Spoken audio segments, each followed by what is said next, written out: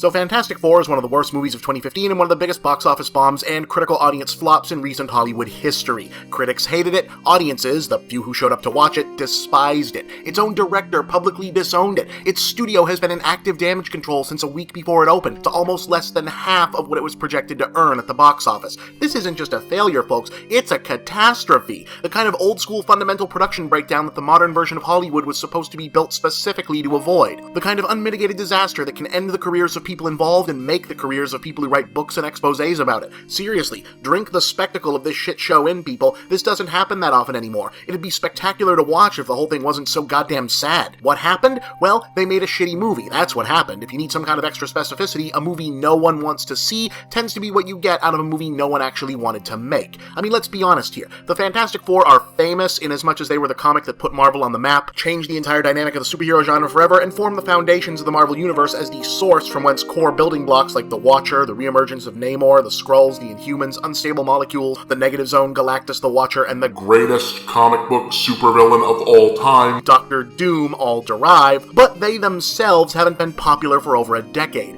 Meanwhile, Fox owns the entire X-Men and thus the entire Mutant franchise, which rounds off to over 290 super characters at least. They don't need these four more. So once upon a time, this would have been the end of the story. A studio took a shot at a franchise, it didn't work out, so much for more Fantastic Four movies. But in today's Hollywood, where every comic book superhero except maybe Spawn is considered a potential license to print money, everyone knows it'll only be a matter of time before someone takes another shot at this. And that's not even taking into account that the studio that made this travesty kinda has to. See, back before they were making their own movies, Marvel got themselves out of bankruptcy by selling their most popular characters to various movie studios. Universal got the Hulk, Sony got Spider-Man, and Fox got X-Men and Fantastic Four. And like most licensing deals, those agreements came with a clause. If the studios don't actually make movies out of them once every couple of years, Marvel gets to take their shit back. Now that didn't used to be much of a threat, but now Marvel also means Marvel Studios and the Marvel Cinematic Universe, among the most popular brands on the planet and an arm of the all-powerful Walt Disney Corporation. So even if this Sony exec or that Fox producer wanted to get rid of a potential money loser like Fantastic Four, they'd risk being seen as handing a powerful business rival another franchise for them to make a hit out of. That's why Sony rushed out those two god-awful amazing Spider-Man movies, and it's why Fox made this shitty Fantastic Four movie, and why it was obviously more important to get it done than get it right, which almost certainly explains why they handed the job off to the first kinda trendy young director of a sorta superhero-ish movie that they could get and basically said,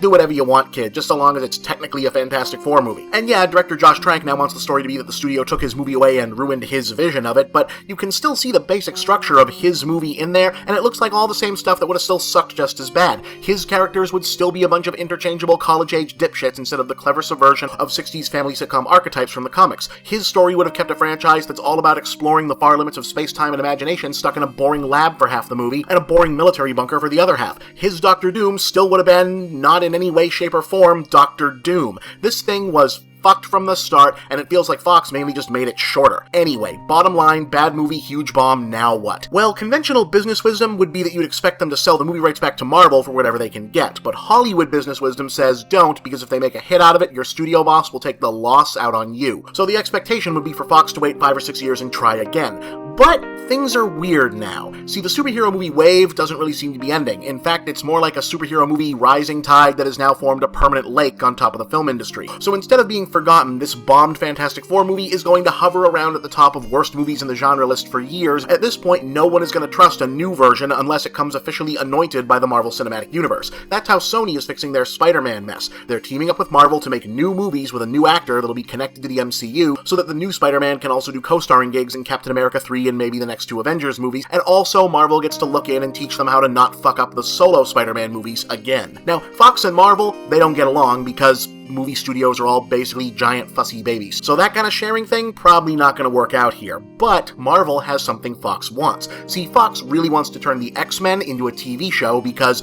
holy shit, is any superhero property way better suited for TV instead of movies than X-Men, right? I mean, they made 7 of these movies and only like 2 of them are genuinely good. Anyway, they can't do it yet because Marvel owns most or all of the television rights to all their own stuff, which means they'd have to work together or give the full rights back to Fox. Hey, maybe they can trade. So what happens now? Hell if I know, and it's my literal job to figure this shit out ahead of time. I'll say this much. Thus far, Marvel has pretty much achieved whatever it sets out to achieve and gotten whatever it wants, to the point that it's actually getting kind of obnoxious. So I'd say the odds marginally favor the Fantastic Four finding their way back to the MCU. Maybe even in time to join the Avengers, the Guardians, Spider-Man, and whoever the hell else for the big blowout in Infinity War Part 2. Especially since that film is set to be the last hurrah for basically all of the original big screen Avengers, and Marvel could probably use the homecoming of some major legacy characters as a way to signal that the future still has big stuff in store. As for what they could do to make it not suck this time, well, I don't think that's complicated. Go back to the source material and remind people why this was popular in the first place. Embrace that unique mix of 1960s family sitcom archetypes and pop sci-fi weirdness. Actually do something character-wise with the self-contradictory nature of the characters. Mr. Fantastic is a stick-up-his-butt start-shirt stiff whose power is to be the most flexible, malleable guy alive.